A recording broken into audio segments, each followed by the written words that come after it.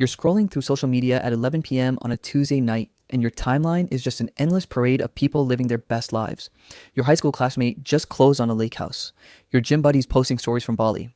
The girl from accounting somehow has courtside seats to the game, and you're sitting there in your apartment eating microwaved leftovers thinking, am I the only one who's broke? What am I doing wrong? How is literally everyone around me crushing it while I'm over here calculating if I can afford the name brand cereal this week? Well, I've got news for you that's going to completely change how you see the world around you. And honestly, it's probably going to make you feel a whole lot better about your own situation. My name is Lihan, and I've become slightly obsessed with understanding the gap between how people live and what they can actually afford. And what I've discovered is that almost everything you're seeing is smoke and mirrors. So if you're tired of feeling like you're the only person not winning at life, hit that subscribe button and drop a like, because what I'm about to show you is going to fundamentally shift your perspective on wealth in America. Let's start with the most obvious flex, the house. You drive through any decent neighborhood and what do you see? Beautiful homes with perfect landscaping, 3-car garages, maybe a pool in the back, Ring cameras on every door, solar panels on the roof. The whole setup just screams money, right? But let me tell you what's actually happening inside those walls. Financial chaos. Right now, the median home price in America is sitting around $400,000. Most people don't have the traditional 20% down payment. That would be 80 grand, which, let's be real, most people absolutely do not have sitting in their savings account. So they're putting down 3%, maybe 5, sometimes even less through special programs, which means they're financing basically the entire house. So let's run the actual math on this. $400,000 mortgage at today's interest rates, we're talking around 7%. That's about $2,600 a month just for the mortgage. But it doesn't stop there. Add property taxes, homeowners insurance, and if they're in an HOA, those fees too. Now you're looking at $3,000 to $3,500 a month. For the median household income, which is around $60,000 a year, that's about $5,000 a month before taxes. So $3,000 of that going to housing, that's 60% of their gross income. Financial experts will tell you that housing should be no more than 30% of your gross income. These people are spending double that. They're not wealthy, they're what I call facade rich. Every single dollar they make is already spent before it even hits their account. They're living in a beautiful prison, and the bars are made of drywall and mortgage statements. But the house is just the beginning of this illusion. Let's talk about what's sitting in that driveway, because cars might be the biggest financial lie detector we have. You see someone pull up in a brand new Yukon Denali or a Ford Expedition, and your brain automatically goes, okay, they're doing well. But in 2025, the average new car payment in America is over $730 a month. For trucks and SUVs, which is what everyone wants now, it's regularly over $1,000. And people aren't doing 5-year loans anymore. They're stretching these things to 72 months, 84 months. That's 7 years of payments on something that's losing value every single day. Let's say someone finances a $55,000 SUV at 7% interest over 6 years. That payment is around $950 a month. Then you add insurance for a financed vehicle, that's at least $200 a month. Gas for commuting, another $250 if they're driving regularly. Maintenance, because even new cars need oil changes and tires, that's another $150 a month averaged out. You're looking at $1,500 a month minimum just to own and operate one vehicle. For someone making $60,000 a year, that's 30% of their gross income just for the car. Add that to the $3,000 for housing, and you're at $4,500 a month. They're making $5,000 before taxes, which means after taxes, they're bringing home maybe $3,800, and they've already committed $4,500. The math doesn't math. They're underwater before they even buy groceries. This is how people are affording their lifestyles. They're not.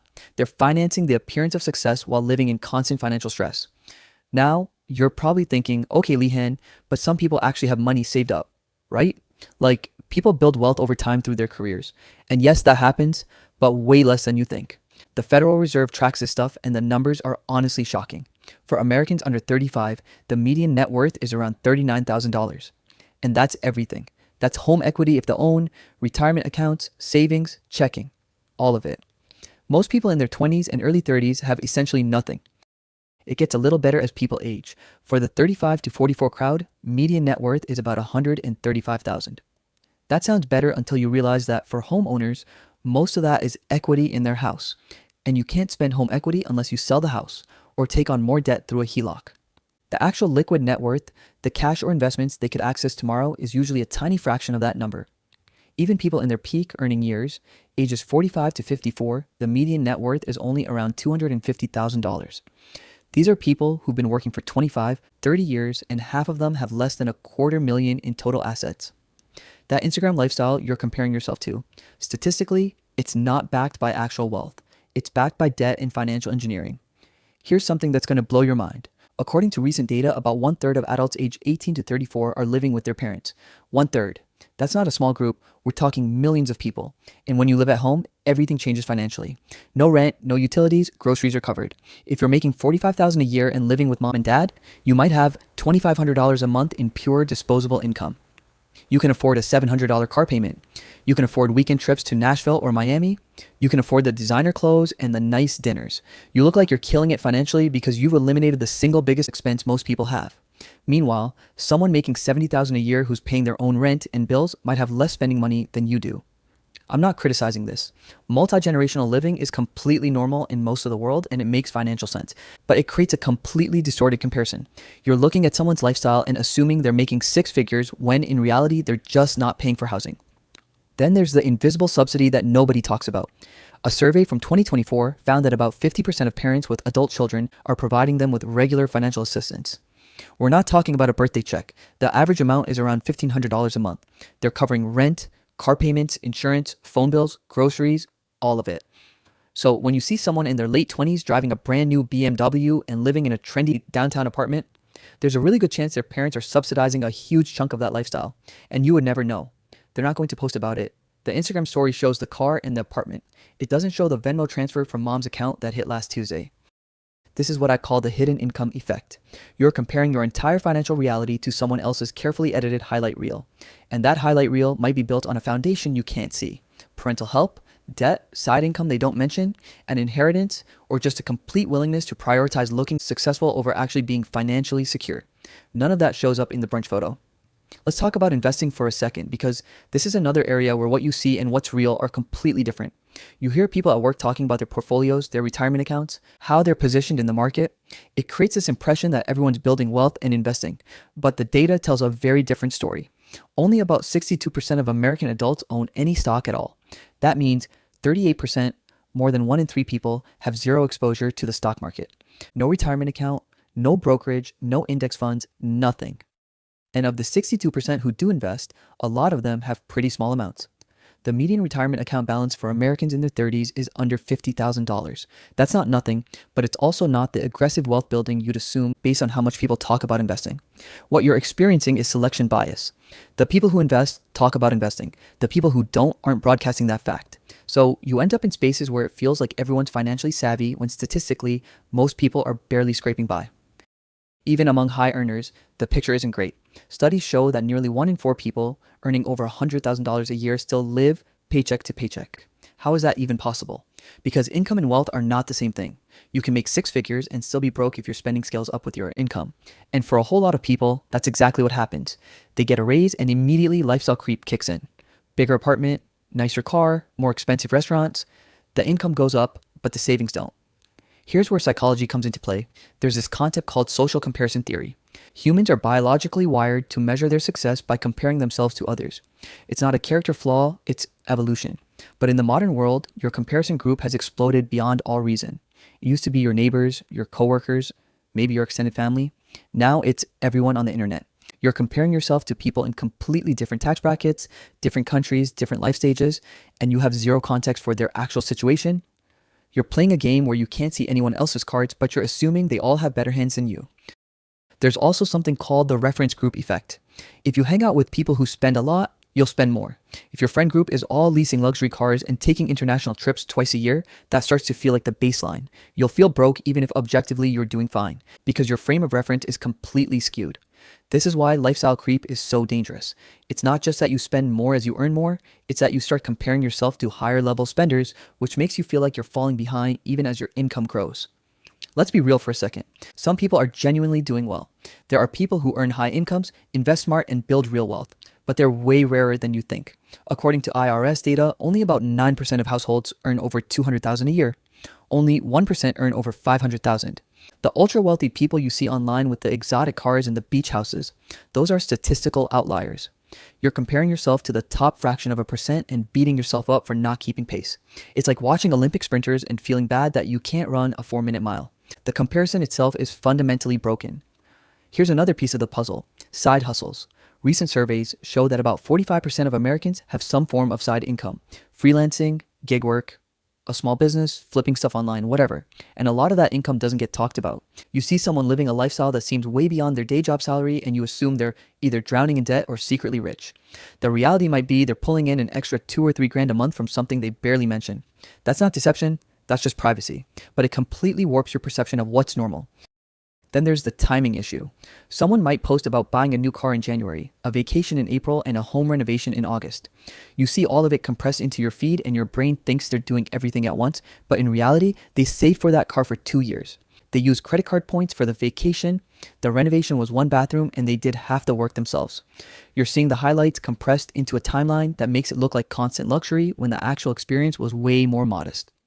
Credit cards play a massive role in this illusion too.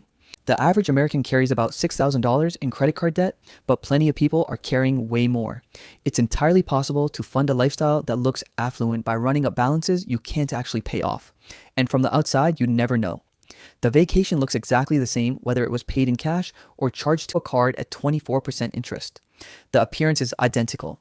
The financial reality couldn't be more different. So here's what all of this means for you. If you're sitting there feeling like you're failing because you can't keep up with everyone around you, there's a very high probability you're doing way better than you think. If you're saving anything, if you're staying out of high interest debt, if you're investing even small amounts consistently, you're ahead of a huge portion of the population.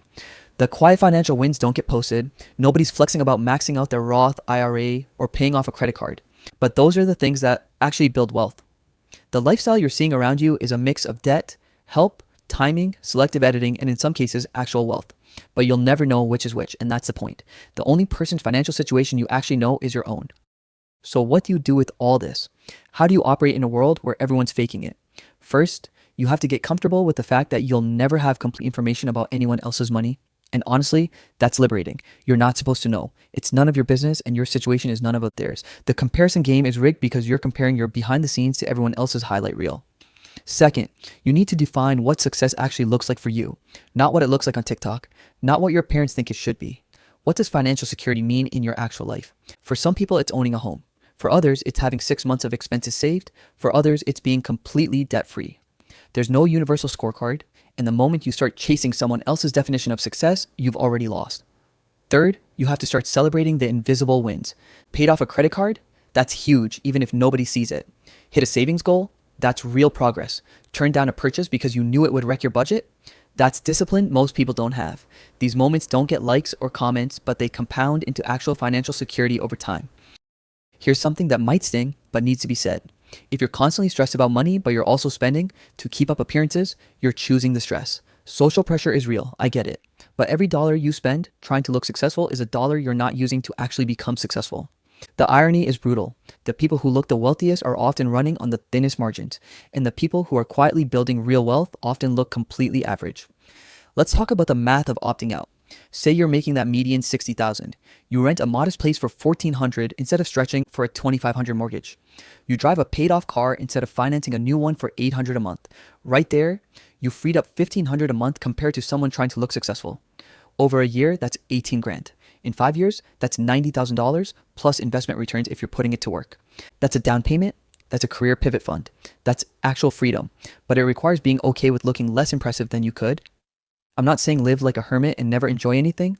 That's miserable. But there's a huge difference between intentional spending on things that genuinely improve your life and reflexive spending to maintain an image. One builds wealth, the other burns it. You also have to get honest about trade-offs. The person with the gorgeous house might be working 80-hour weeks and never sees their kids. The person with the new truck might be eating instant noodles to make the payment. The person taking those exotic vacations might have zero saved for retirement. Everyone is making trade-offs. The difference is most people only show you the upside of their choices and completely hide the downside. One more thing, if you're getting family help, own it. There's no shame in it. Multi-generational wealth transfer is how most people actually build stability. The shame comes from pretending you did it all on your own when you didn't. If your parents helped with a down payment, that's an enormous advantage. It doesn't make you less capable, it just means you had help. But when you pretend that help doesn't exist, you distort everyone else's perception of what's possible. Here's the bottom line. The financial lives you're seeing around you are mostly illusions. Some of it's debt, some of it's help, some of it's selective editing. And yeah, some of it's real. But even the real stuff comes with trade-offs you're not seeing. The median American is not living large.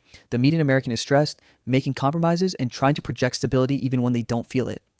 If you're saving anything, if you're investing anything, if you're staying out of high interest debt, you're ahead of a massive chunk of the population. You're just not posting about it. Financial security is quiet.